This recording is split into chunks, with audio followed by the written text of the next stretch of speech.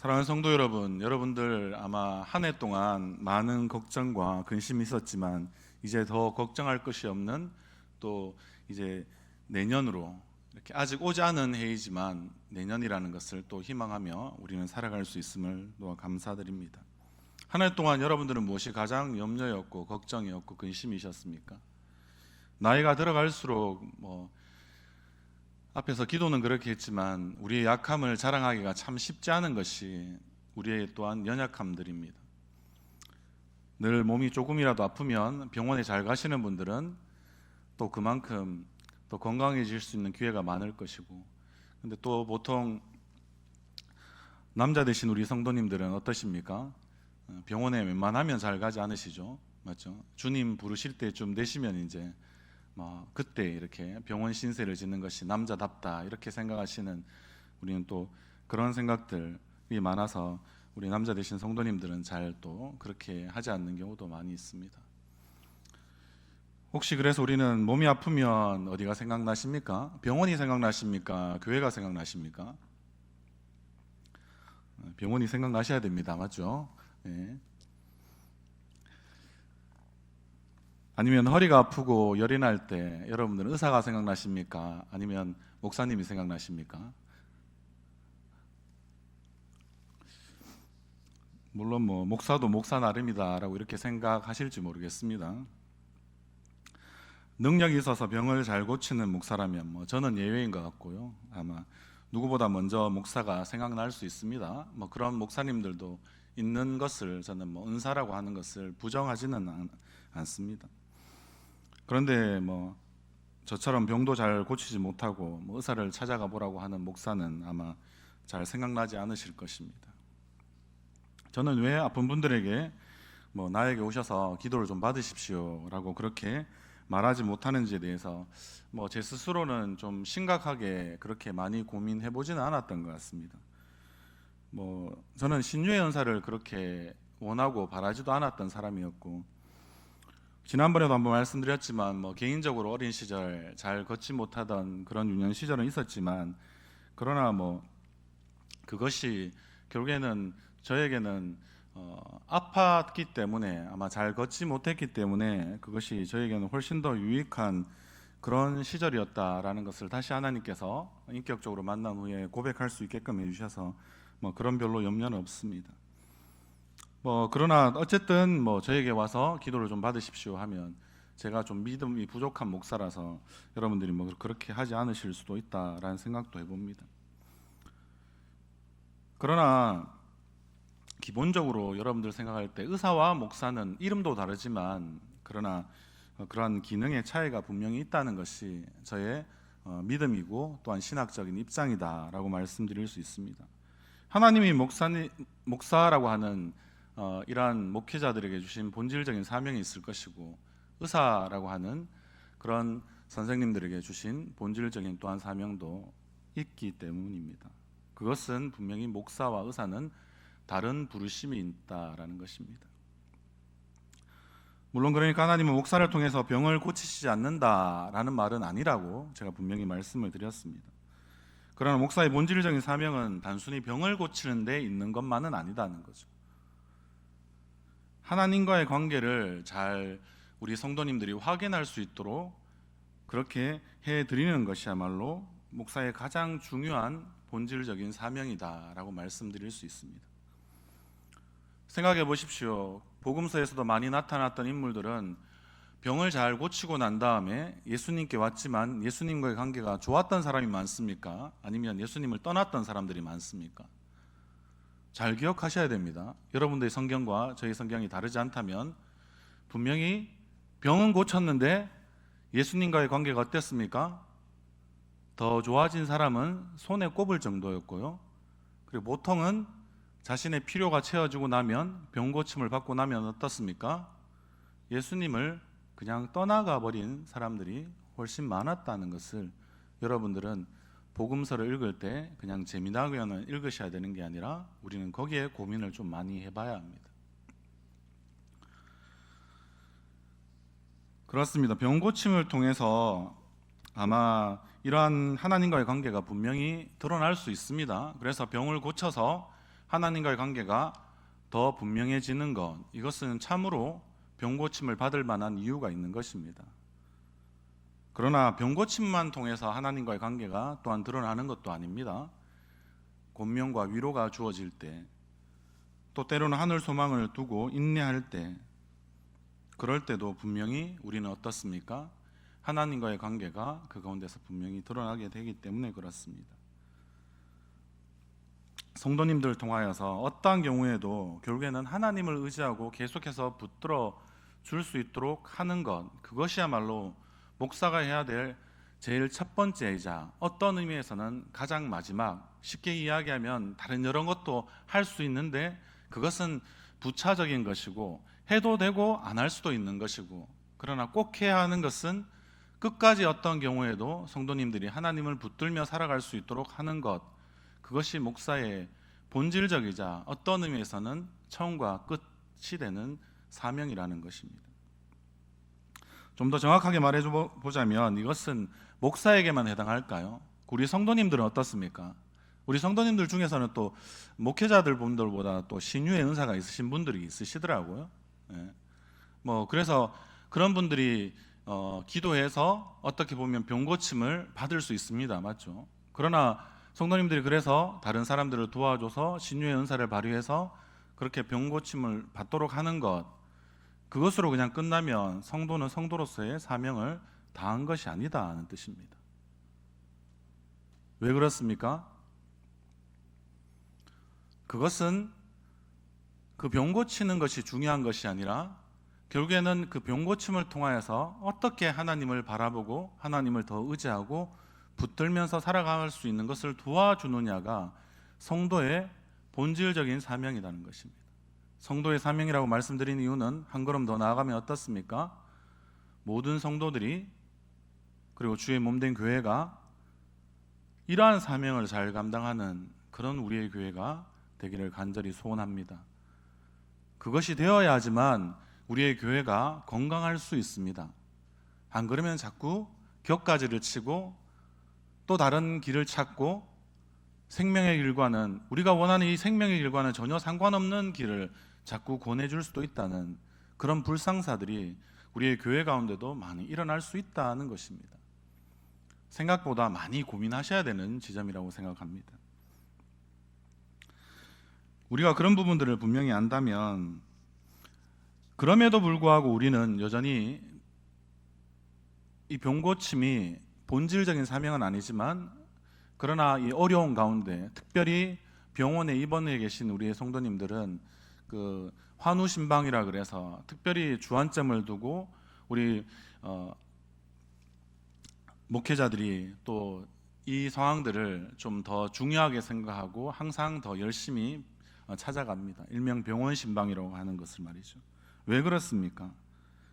혹시 아마 어떤 의미에서는 그러한 분들 중에서 이제 거의 죽음에 가깝다라는, 우리가 드러내놓고 이렇게 그러한 표현들을 하진 않지만 그러한 사형 선고에 가까운, 어떤 의미에서는 그런 선고를 받은 분들도 목회자들은 또 병원 신방에 있어서 1순위로 두고 찾아갑니다. 왜 그럴까요? 내 기도로 꼭 살리겠다, 이런 막 불타는 사명감이 있기 때문에 그렇게 찾아가겠습니까? 그러한 것은 어떤 의미에서는 망상에 가깝다고 할 수 있습니다. 그런 것이 아니라 너무나 절망적이고 견디기 힘든 순간이지만 그러나 꼭 붙들어야 될 한 분이 계시기 때문에 우리는 찾아가서 병원 신방하고 기도하고 그리고 격려하고 위로하는 것입니다. 왜 그렇습니까? 죽음의 그 순간까지, 우리의 마지막 호흡이 끝나는 그때까지 우리 주 예수 그리스도를 붙드는 일에 전력을 기울이십시오. 교회가 돕고 있습니다. 함께 기도하고 있습니다. 그것을 바로 하는 것이 우리의 교회이고 가장 앞장서는 목회자들이기 때문에 그렇습니다. 오늘 야고보서 5장 14절의 말씀인데요, 우리 한번 14절의 말씀 같이 읽어보도록 하겠습니다. 시작. 너희 중에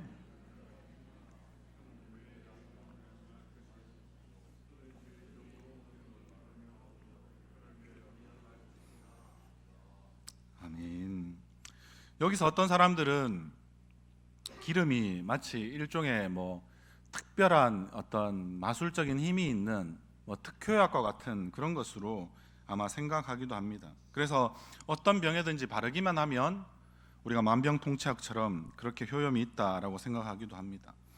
요즘도 여전히 어떤 곳에서는 목사나 장로가 안수하고 기도한 물은 성수가 되어서 귀신도 쫓아낸다라고 하면서, 그리고 또한 마시면 병도 낫는다라고 믿는 사람들이 있기도 하다는 것이 지금 현대 사회를 살고 있지만 우픈 현실이기도 합니다. 성경 어디에도 그런데 실제는 그런 사건은 없습니다. 예수님이 한 맹인에게 실로암 물가에 가서 씻으면 낫는다고 그래서 하셔서 결국에는 씻고 나은 적도 요한복음 9장에는 기록되어 있습니다. 그리고 이러한 치유의 물에 대한 대표적인 것으로는 아주 큰 물이 있습니다. 그 요단강에 가서 아람의 군대 장관인 나아만이 엘리사의 명령대로 자신의 몸을 씻고 이 나병이라고 하는 문둥병이 나은 적도 있다는 것은 열왕기 하에 나오는 아마 그러한 중요한 또한 기록이기도 합니다. 그 경우도 결국에는 물 자체가 효험이 있었습니까? 그러면 요단강에 가서 누구나 다 몸 씻으면 어떻게 해야 됩니까?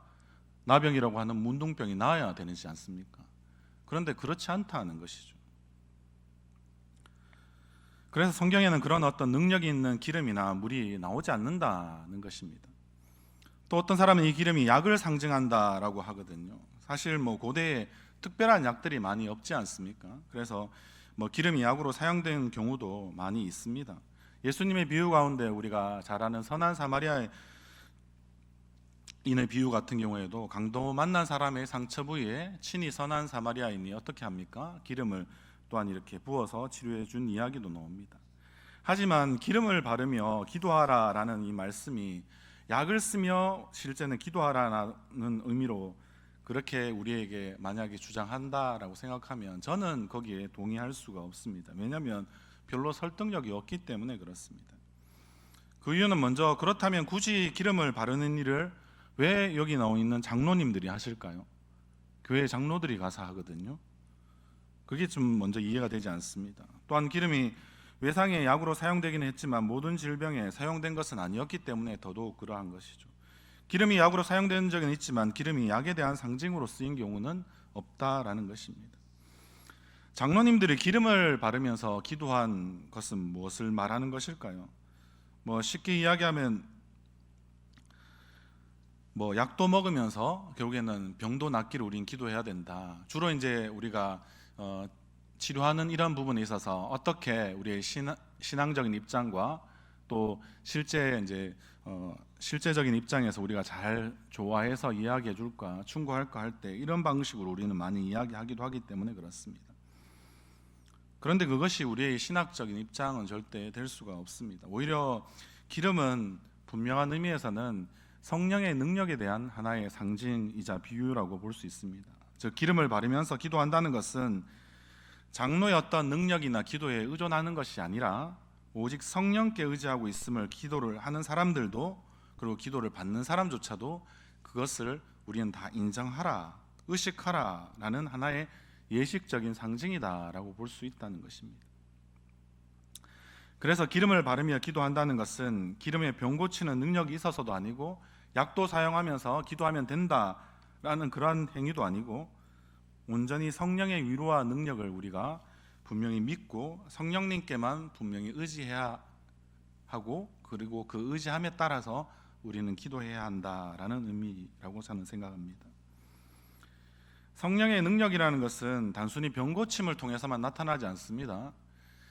아버지와 관계가 안 좋았던 사람들은, 우리가 이런 주 예수 그리스도를 믿고 부르심을 받은 사람 중에 여전히 하나님을 하나님이라 부르지 하나님을 아버지라 부르지 못하는 그런 사람들도 많이 있습니다. 그러나 성령께서 그의 마음을 주장하시고 위로하시고 감동시키시면 어떻습니까?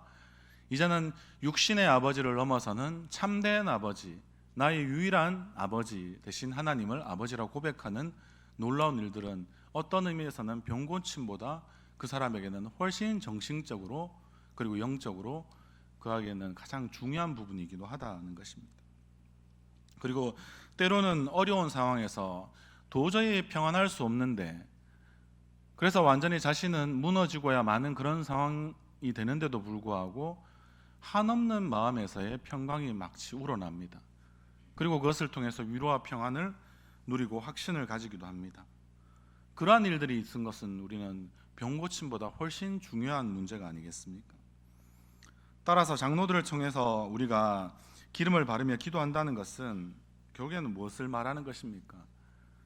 모든 상황 속에서 어떠한 상황이 나에게 닥쳐오더라도 나는 성령님만 의지하겠습니다 라고, 그리고 하나님만 의지하겠습니다 라고 신뢰한다는 그러한 고백이 될 것입니다. 그리고 성령의 도우심 가운데 우리는 결국 고난도 이기고 물리치고야 말겠다고 하는 그런 우리의 믿음의 고백이기도 합니다. 우리가 이렇게 하나님을 바라보며 살아가는 사람들의 삶에 우리 어떻게 한다는 뜻입니까? 장로님들이 특별히 그런 사람에게 찾아가서 그리고 기름을 붓고 기도한다는 것은, 장로라고 이야기하는 것은 결국에는 우리가 장로교이기 때문에 가장 더 잘 이해가 되지 않습니까? 교회의 대표격이 되는 교회의 리더십들이고 지도자들이 가서 한다는 것은 교회가 그러면 계속해서 함께 하겠다라는 중요한 의사표시이고 그리고 행동이기 때문에 그렇다는 것입니다.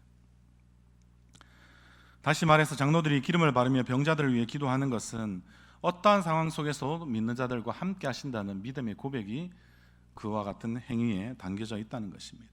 그리고 그러한 고백에 장로들뿐만 아니라 우리의 모든 교회도 이 교회 공동체가 그 가운데 동참하겠다라는 그러한 공동체적인 사명으로서 그와 같은 모습을 보여주고 있다는 것입니다. 우리 오늘 5장 15절의 말씀도 다시 한 번 더 읽도록 하겠습니다. 시작. 믿음의 기도는 병든 자를 구원하리니 주께서 그를 일으키시리라. 혹시 저를 범하였을지라도 사하심을 받으리라. 아멘. 여기서 우리가 상반절에 나오는 믿음의 기도는 병든 자를 구원한다라고 하는 이 말씀을 우리는 좀 잘 살펴보아야 할 필요가 있는데요. 이것은 그래도 앞에 말씀드린 그러한 어떤 배경하에서, 문맥하에서 우리가 이 구절을 다시 한 번 더 살펴봐야 되지 않겠습니까? 결국에는 병든 자를 구원한다라는 말은 언제나 그냥 무조건 병을 고친다라는 말이 아니다는 것입니다. 여기서 구원한다라고 번역된 이 단어는 원어적으로 여러 부분을 살펴보면 우리가 마가복음이나 아니면 마태복음이나 누가복음에 나오는 것은 결국에는 병이나 귀신으로부터 자유하게 된다라는 그런 의미로 사용된 적이 있습니다. 그래서 그렇게 이해할 수도 있는 것입니다. 그러나 자유하게 하다, 온전하게 하다라는 의미로 더 많이 사용되었다는 것은 우리는 또 고민해 보아야 될 지점입니다. 그런 의미로 자유하게 하다, 온전하게 하다라는 의미로 더 많이 사용되었다는 것은 결국에는 이 단어의 의미를 그러한 문맥상 결정하는 것이 더 바람직하다라는 뜻 아니겠습니까? 그냥 병이나 귀신으로부터 우리는 자유하게 된다라는 의미로 단순히 받아들일 수 없다는 것이죠. 이렇게 말씀드리는 이유는 지금 야고보서가 어떠한 서신서에 해당하는지 여러분들은 기억하실 필요가 있다는 것입니다. 우리는 일명이 야고보서를 빌레몬서부터 시작해서 히브리서, 야고보서 이렇게 이어지는 요한일서까지 나오는 그 1, 2, 3서에는 해당하는 이 부분들, 계시록까지 나오는 이때 우리 서신서들을 공동서신이라고 이야기합니다. 공동서신. 주로 우리가 바울 서신이 앞에 쭉 있었고요. 거기에도 교회를 향해서 여러 가지 권면을 하고 교훈을 하고 위로를 하는 그런 내용들이 많이 기록되어 있지만, 특별히 주의 몸된 교회들을 향하여서, 그렇게 소아시아 전역에 흩어져 있던 이 교회들을 향하여서 어떻게 교회 공동체로서의 모습으로 사명을 잘 감당하며 바로 서며 살아갈 수 있을까? 그리고 우리는 그때 당시에 초대교회의 많은 성도들은 여전히 주님은 곧 오신다라고 생각했기 때문에 그렇습니다. 마라나타라고 하죠. 아멘 주 예수여 어서 오시옵소서라는 그러한 신앙을 가지고 그들은 주님 앞에서 그렇게 살아간다라고 생각했습니다. 그래서 그들은 이 공동서신이라고 이야기하는 것은 교회 공동체가 어떠한 사명이 있어야 하고 그 사명을 잘 감당하는 것이 중요하다라는 모든 그러한 입장에서 이 서신서, 특별히 공동서신이 기록되어져 있기 때문에 그렇습니다.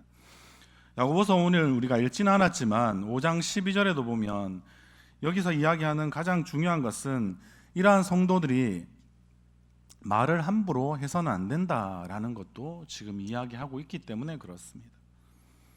그것뿐이겠습니까? 우리가 16절 말씀에도 이야기가 나오는데요. 16절의 말씀 한번 우리가 같이 읽어보도록 하겠습니다. 그러므로 너희 죄를 서로 고백하며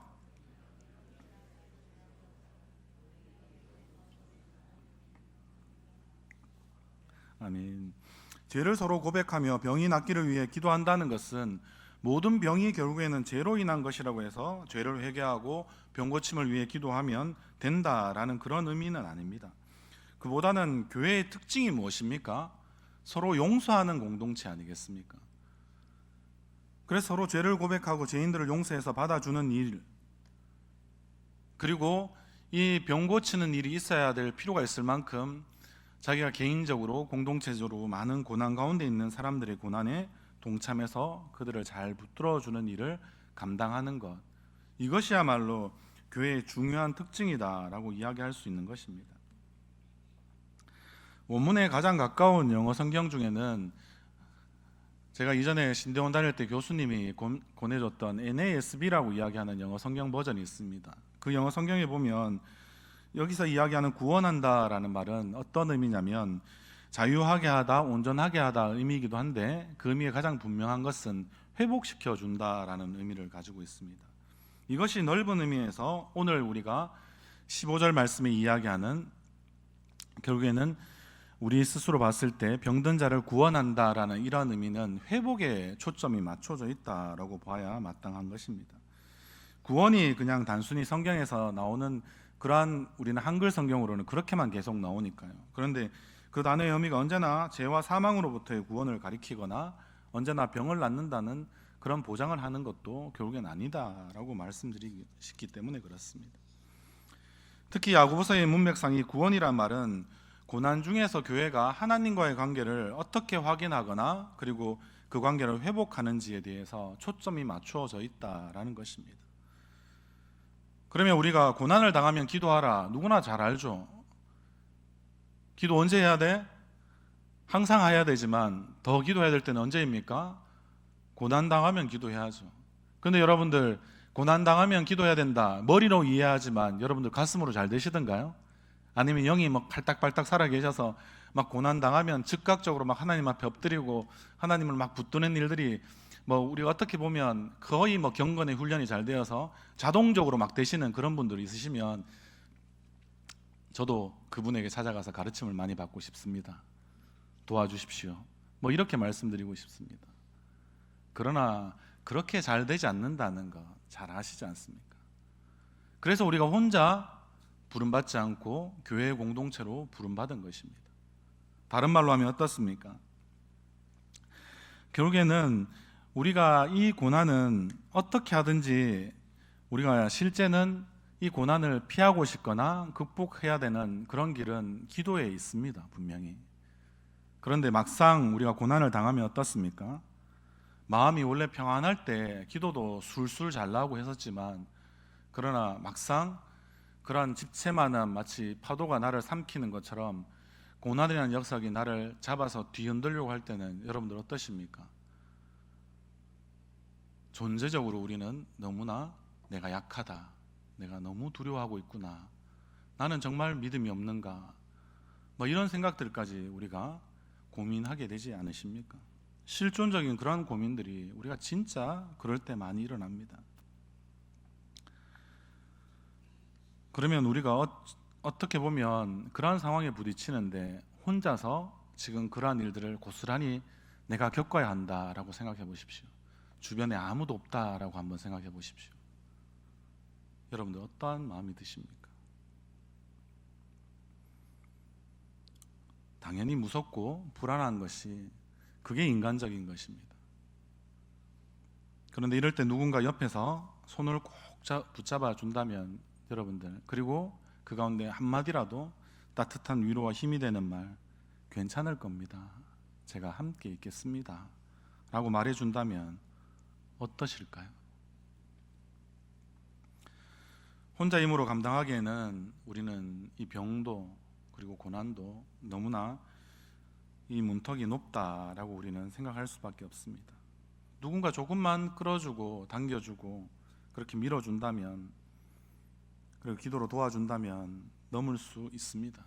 그것이 우리의 가장 가깝게는 우리의 육신으로 이루어진, 우리의 혈통으로 이루어진 우리의 가족들이 그와 같은 역할을 하지 않습니까? 아내가 될 수도 있고요, 그리고 남편이 될 수도 있고요, 부모가 될 수도 있고요, 자녀가 될 수도 있습니다. 또 한 걸음 더 나가면 친구도 그런 친구들이 좋은 친구들이죠. 진짜 친구는 그럴 때 알아보는 법이니까요. 그런데 야고보 사도는 지금 뭐라고 우리에게 지금 말해주는 것입니까? 그 중에 교회도 반드시 있어야 한다라는 것을 지금 이야기해 주는 겁니다.